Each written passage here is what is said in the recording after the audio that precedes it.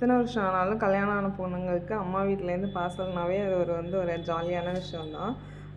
So இது நான் பெங்களூரில் இருக்கிறதுனால அம்மா 2 மந்த்ஸ் ஒன்ஸ் எப்போவுமே ஏதாவது அனுப்பிச்சி வச்சுருவாங்க. இது வந்தீங்கன்னா முடி நிறைய கொட்டுது அப்படின்னு சொன்னதுனால என்னென்னவோ போட்டு தழையெல்லாம் போட்டு அரைச்சி காய்ச்சின தேங்காய் எண்ணெய், அப்புறம் அது சைடு இதுங்குது பார்த்தீங்களா, அது லாஸ்ட்டில் ஸ்பெஷல் ஐட்டம் அது.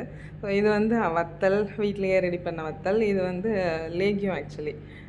அவர் மூஞ்சி போகிறதில்ல, அதை பார்த்தீங்கன்னாவே உங்களுக்கு தெரியும். இது எனக்கான ஐட்டம். எனக்கு ஆர்த்ரைட்டிஸ் இருக்கிறதுனால முடக்கத்தான் லேகியம் ப்ளஸ் இந்த பாட்டில் பிரண்டை லேகியம்.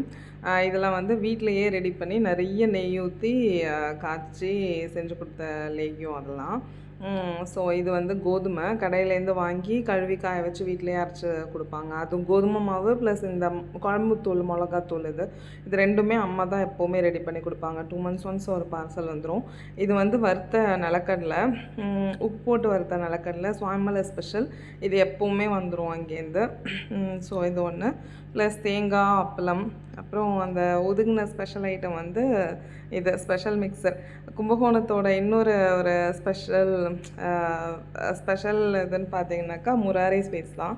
ஸோ அதுலேருந்து பசங்க இருக்கிறதுனால ஆப்வியஸ்லி ஏதாவது அவங்க ஸ்நாக்ஸ் எப்போவுமே அவங்களே செஞ்சு முறுக்கு ஏதாவது ஜாமுன் அந்த மாதிரி கொடுப்பாங்க. இந்த டைம் டைம் இல்லாததுனால சந்திரகலா அண்ட் ஸ்பெஷல் மிக்சர் கொடுத்துருந்தாங்க. ஸோ நாங்கள் வேலையை ஆரம்பிச்சாச்சு.